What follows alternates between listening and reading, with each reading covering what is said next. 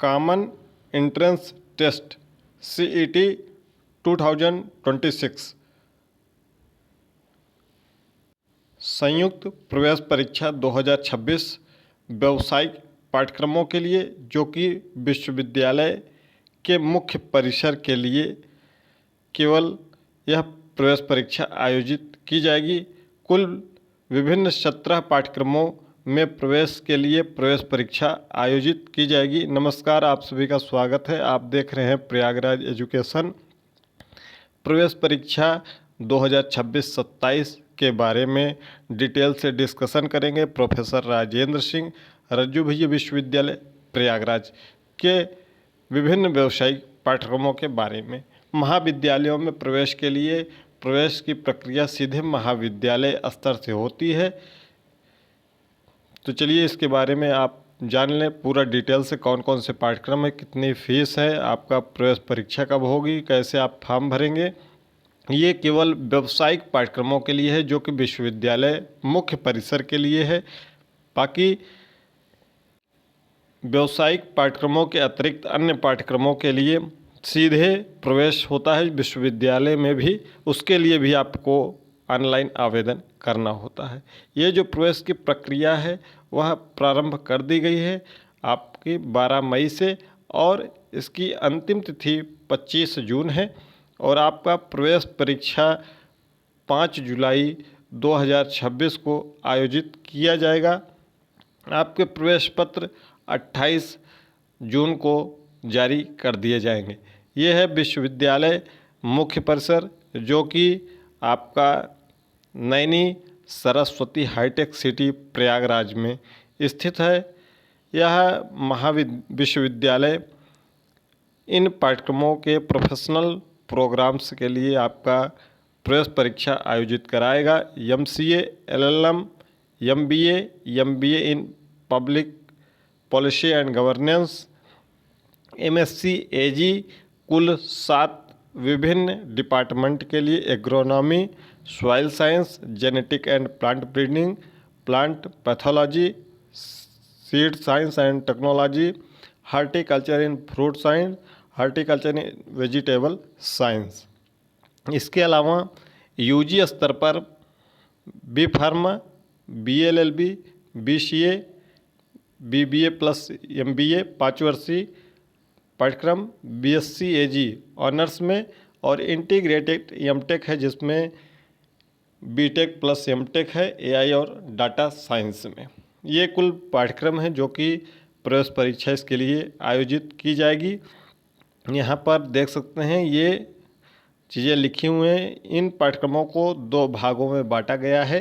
एक परास्नातक के जितने पाठ्यक्रम हैं उनको ग्रुप A में रखा गया है, जो स्नातक स्तर के पाठ्यक्रम हैं उनको ग्रुप B में रखा गया है। ये पाठ्यक्रम ग्रेजुएशन के बाद आप कर सकते हैं, और इन पाठ्यक्रमों को आप इंटरमीडिएट परीक्षा उत्तीर्ण होने के बाद कर सकते हैं। इसके लिए यहाँ पर लिखा हुआ है कि आवेदन आप 25 जून तक कर सकते हैं। इसके लिए जो आवेदन शुल्क है वह अनरिजर्व यानी सामान्य वर्ग के अभ्यर्थियों, OBC, अन्य पिछड़ा वर्ग, EWS, इन सभी के लिए 1200 रुपये ऑनलाइन आवेदन शुल्क होगा। 800 रुपये आपका अनुसूचित जाति, अनुसूचित जनजाति यानी कि SC ST, साथ ही साथ PH कैटेगरी यानी कि दिव्यांगजन अभ्यर्थियों के लिए 800 रुपये आवेदन शुल्क होगा, जो कि ऑनलाइन फॉर्म फिलअप करने के बाद आपको करना होगा। ये पूरा PDF आपको टेलीग्राम चैनल पर मिल जाएगा, लिंक डिस्क्रिप्शन बॉक्स में है, वहाँ से जुड़ जाइएगा। विश्वविद्यालय से संबंधित हर एक इन्फॉर्मेशन आपको मिल जाएगी। ये विश्वविद्यालय की फैकल्टी के बारे में लिखा है कि कुल 36 यूनिवर्सिटी टीचिंग डिपार्टमेंट्स हैं विश्वविद्यालय मुख्य परिसर में, और उसके अंदर में 7 फैकल्टीज़ हैं। ठीक है, चलिए इसके बारे में और डिटेल में जान लेते हैं। ये हैं विश्वविद्यालय के वर्तमान कुलपति महोदय डॉक्टर अखिलेश कुमार सिंह, जो कि वर्तमान में विश्वविद्यालय के कुलपति हैं। ये पाठ्यक्रम देख सकते हैं, इसके सामने लिखा हुआ है अप्लाई, इसके लिए आप अप्लाई कर सकते हैं इन पाठ्यक्रमों के लिए। सबसे पहले आपको ऑनलाइन आवेदन करते समय बहुत ही ध्यान रखना है। आप अगर अपने से ऑनलाइन आवेदन कर रहे हैं, अगर आप अभी इंटरमीडिएट परीक्षा उत्तीर्ण हुए हैं, तो अपने किसी सीनियर साथी से संपर्क करके उनसे सलाह लेकर ही फॉर्म के लिए आवेदन करें। किसी भी प्रकार की अगर त्रुटि होती है तो आगे चलकर आपको समस्या का सामना करना पड़ेगा। तो किसी भी प्रकार की त्रुटि ना हो। अगर किसी आपके डॉक्यूमेंट्स में कोई त्रुटियां हैं, जैसे कि आपके नाम और आधार कार्ड के नाम में कुछ संशोधन है हाई स्कूल की मार्कशीट वगैरह में, तो उसको संशोधन करा लें, उसके बाद आवेदन करें, क्योंकि अभी पर्याप्त समय है। क्योंकि इसके लिए आपको एक ABC ID, जिसको हम अपार ID कहते हैं, वह भी बनाना क्रिएट करना पड़ता है, जो कि डिजी लॉकर के माध्यम से होता है। और इसमें किसी भी प्रकार की अगर गलतियां होती हैं तो फिर आपका फॉर्म जो है आगे चलकर आपको दिक्कत होगी। ये पूरा लिखा हुआ है कैसे आपको ऑनलाइन आवेदन करना है। सबसे पहले आपको रजिस्ट्रेशन करना है, जो कि विश्वविद्यालय की वेबसाइट से करना है। उसके बाद ईमेल ID और मोबाइल नंबर को वेरीफाई करना है। ध्यान रखें, ईमेल और मोबाइल नंबर वही देना है जो संचालित हो, जो आपके पास आगे चलकर भी रहे। उसके बाद आपको अपार ID ABC ID का निर्माण करना है, जो कि आप डिजी लॉकर के माध्यम से कर सकते हैं, और वही नंबर यहाँ पर फिल करना हो। उसके बाद जिस प्रोग्राम के लिए आप अप्लाई करना चाहते हैं वह प्रोग्राम फिल कर सकते हैं। इसमें कुछ महत्वपूर्ण बातें और लिखी हुई हैं, जिसके बारे में आपको बता दें कि आप जो भी फ़ोटो अपलोड करें, प्रयास करें कि बेहतर हो, नई हो। अगर आप अभी तक नई फ़ोटो आपके पास नहीं है तो उसको आप अभी से खिंचवा लीजिए, तब उसके बाद आवेदन करिएगा। पुरानी फ़ोटो मत लगाइएगा।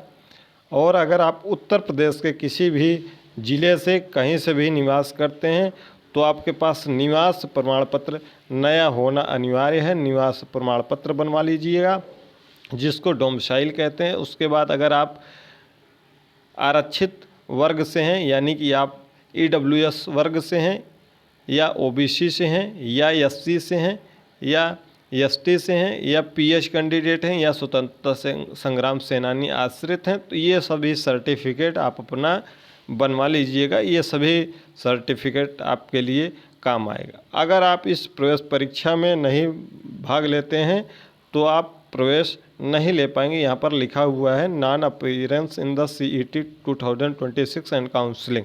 ठीक है, तो ये आपका पूरा नियम वगैरह सब कुछ इसमें लिखा हुआ है। आप इसको डिटेल में पढ़ सकते हैं। जो चीज़ें ना समझ में आए आप हमें कमेंट बॉक्स में पूछ सकते हैं, या टेलीग्राम पर जुड़ सकते हैं। वहाँ पर हम लाइव सेशन के माध्यम से हर चीज़ें डिटेल में बताते हैं। ये ग्रुप A ग्रुप B लिखा हुआ है, इसमें कौन कौन से पाठ्यक्रम ग्रुप A में हैं, कौन से ग्रुप B में है। ये आपका प्रवेश परीक्षा का पैटर्न है। प्रवेश परीक्षा के पैटर्न की बात कर लें तो ग्रुप A के जो पाठ्यक्रम हैं उसमें आपका 20 प्रश्न English language and comprehension, quantitative mathematics 20 प्रश्न, जनरल अवेयरनेस 20 प्रश्न, DI और रीजनिंग 20 प्रश्न, सब्जेक्ट स्पेसिफिक यह 20 प्रश्न, यानी कि कुल 100 प्रश्न आपसे पूछे जाएंगे।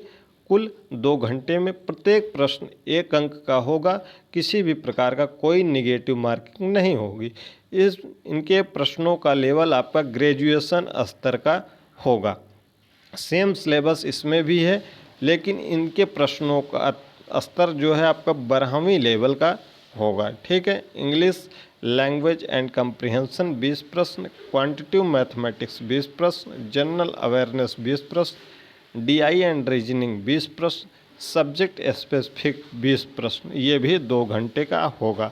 अब सब्जेक्ट स्पेसिफिक में देख लीजिए, यहाँ पर लिखा हुआ है कि इम्पॉर्टेंट नोट। ठीक, MSc और BSc AG और B फार्मा के लिए अगर आप अप्लाई कर रहे हैं तो आपको मैथमेटिक्स बायोलॉजी में से एक सब्जेक्ट सेलेक्ट करना होगा। अगर आप MSc BSc या MTech के लिए आवेदन कर रहे हैं तो आपको मैथमेटिक्स लेना अनिवार्य है। ये आपका सब्जेक्ट स्पेसिफिक हो गया। जो आपकी प्रवेश परीक्षा होगी वह विश्वविद्यालय में ही आयोजित की जाएगी, या उसके आसपास में जो संस्थान स्थित है वहाँ पर प्रवेश परीक्षा आयोजित कराई जाएगी। किसी भी प्रकार का कोई नकारात्मक अंक नहीं होगा। बहुविकल्पी प्रश्न आएंगे, ठीक है। 100 प्रश्न होंगे जिसमें 4 विकल्प होंगे प्रत्येक प्रश्न में। इक्वल मार्क यानी कि सभी प्रश्न 1 अंक के हैं, ठीक है। ये पूरी इन्फॉर्मेशन है। इसके अलावा आपका जो परीक्षा केंद्र हमने बता ही दिया है कि विश्वविद्यालय मुख्य परिसर प्रयागराज में या उसके अगल बगल में स्थित संस्थानों में होगा। उसके बाद आपका प्रवेश परीक्षा के बाद प्रवेश परिणाम की घोषणा की जाएगी। उसके बाद उसके काउंसलिंग के हिसाब से आपका प्रवेश होगा, जो कि काउंसलिंग आपका 2 चरणों में होगा। पहले चरण में आपका ऑनलाइन अलॉटमेंट होगा, जो कि ऑनलाइन होगा। उसके बाद दूसरे चरण में आपका डॉक्यूमेंट वेरिफिकेशन होगा, जो कि आप सीधे विश्वविद्यालय पहुंचकर उसके लिए समय सीमा बताई जाएगी, जो कि जुलाई माह में आयोजित होगी। ये पूरे डॉक्यूमेंट्स हैं जो कि आपके प्रवेश के समय लगेंगे। इसको आप अभी से बनवा कर रख सकते हैं। आप इसमें पूरा जो चीज़ें न समझ में आए, फ़ोटो नई होनी चाहिए, ठीक है। पूरा जो आप फॉर्म फिलअप करेंगे उसको रख लीजिएगा, ठीक है। आपका अगर एनसीसी है, एनएसएस है, ठीक है, टीसी, माइग्रेशन, कैरेक्टर, सभी ये डॉक्यूमेंट्स काउंसलिंग के समय लगेंगे। हॉस्टल की फैसिलिटी भी विश्वविद्यालय में अवेलेबल है, जहाँ पर सभी फैसिलिटीज़ आपका 24x7 सिक्योरिटी, सीसीटीवी कैमरा और गर्ल्स और बॉयज़ दोनों के लिए है, मेल एंड फीमेल के लिए। ये पूरी प्रक्रिया है। अब चलिए कौन से पाठ्यक्रम में कितनी सीटें हैं विश्वविद्यालय में, इसको जान लेते हैं। अगर हम एलएलएम की बात कर लें, एलएलएम 2 वर्ष का पाठ्यक्रम है, 4 सेमेस्टर में होगा, 40 सीटें हैं। अगर आपका ग्रेजुएशन लॉ में है, 45% अंक आपका ग्रेजुएशन में है, तो आप फॉर्म फिलअप कर सकते हैं। जो भी अपीयरिंग में है वह भी फार्म को फिलअप कर सकते हैं। उनका प्रवेश के समय वह कोर्स कंप्लीट हो जाना चाहिए जब काउंसलिंग होगी, या फिर आपको पर्याप्त समय भी दिया जाता है। अगर नहीं हो पा रहा है तो 1-2 महीने का समय भी दे दिया जाता है। एमबीए अगर करना चाहते हैं तो आपका बीबीए 50% के साथ होना चाहिए। अगर आप अनुसूचित जाति हैं तो 5% अंकों की छूट, यानी आपका बीबीए में 45% है। अगर आप अनुसूचित जाति या अनुसूचित जनजाति से हैं तो भी आप फॉर्म फिलअप कर सकते हैं। 40 सीटें यहाँ भी हैं, यानी कि 40 ही प्रवेश होंगे। MBA in public policy and governance में 2 साल का पाठ्यक्रम है, जो कि आपका ग्रेजुएशन 50% अंकों के साथ में किसी भी ग्रेजुएशन होना चाहिए, किसी भी बीए, बीएससी, बीकॉम, ठीक है, बीसीए, बीबीए।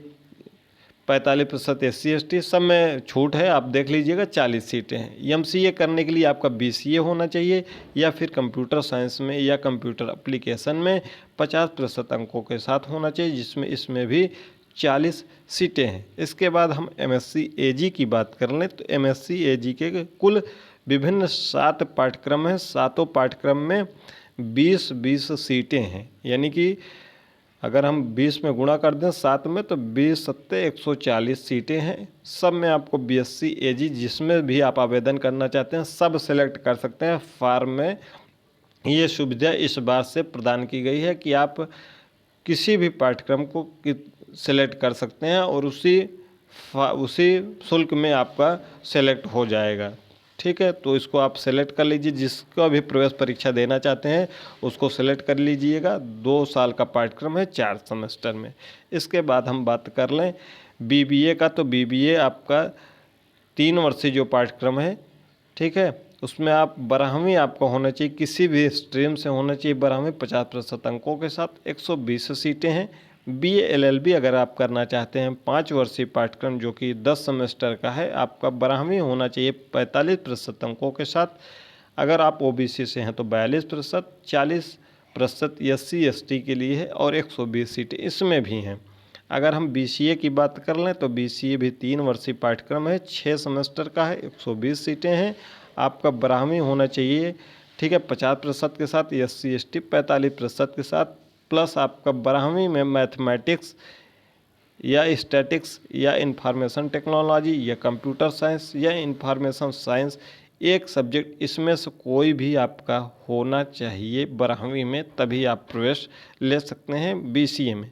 अगर हम बी फार्मा की बात करें तो बी फार्मा में कुल 60 सीटें हैं, जो आपका 12वीं में 50% अंक होना चाहिए। अगर आप SC ST कैटेगरी से हैं तो 45%, प्लस आपका 12वीं में अंग्रेजी होना चाहिए, प्लस आपका फिजिक्स केमिस्ट्री मैथमेटिक्स या फिर बायोलॉजी, या फिजिक्स केमिस्ट्री मैथ होना चाहिए या फिजिक्स केमिस्ट्री बायोलॉजी होना चाहिए। यानी कि PCM या तो होना चाहिए या तो PCB होना चाहिए, आपका ज़रूर उसमें से एक सब्जेक्ट होना चाहिए। ठीक है, ये पूरी क्राइटेरिया है। कुल 60 सीटें हैं, 4 वर्षीय B फार्मा का पाठ्यक्रम है।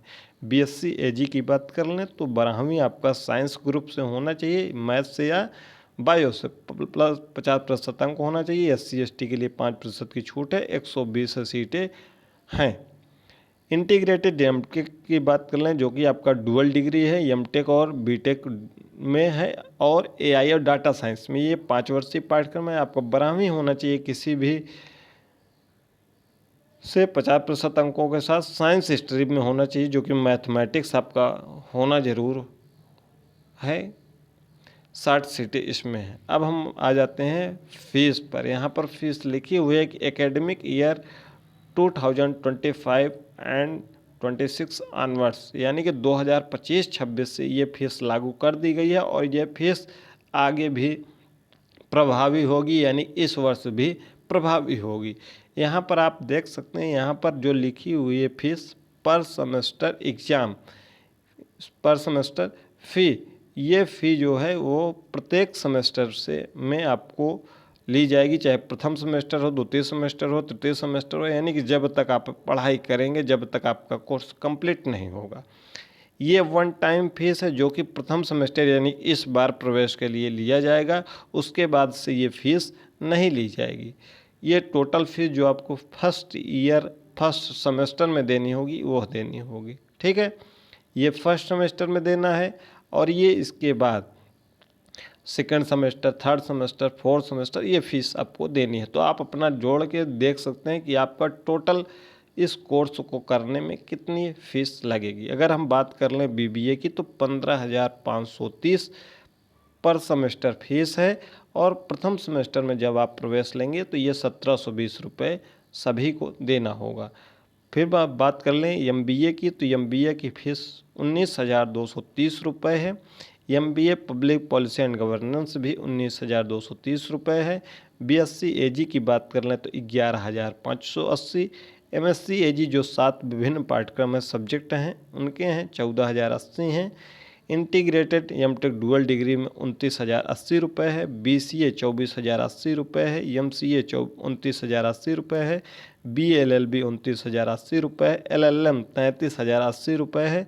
B फार्मा 48,780 रुपये शुल्क है। ये 1720 प्रथम बार आपको लिया जाएगा काउंसलिंग के समय एडमिशन के लिए।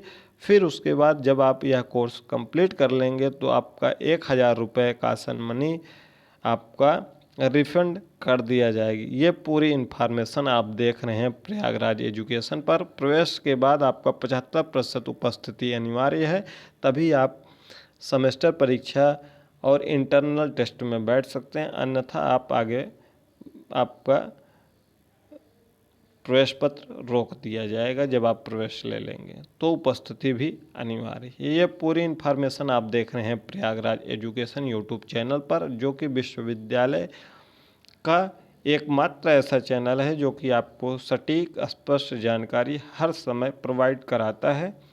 इसके लिए आप टेलीग्राम चैनल और व्हाट्सएप चैनल, जिसका लिंक डिस्क्रिप्शन बॉक्स में है, वहाँ से जुड़ सकते हैं। पूरी इन्फॉर्मेशन की PDF वहाँ पर आपको उपलब्ध करा दी गई है।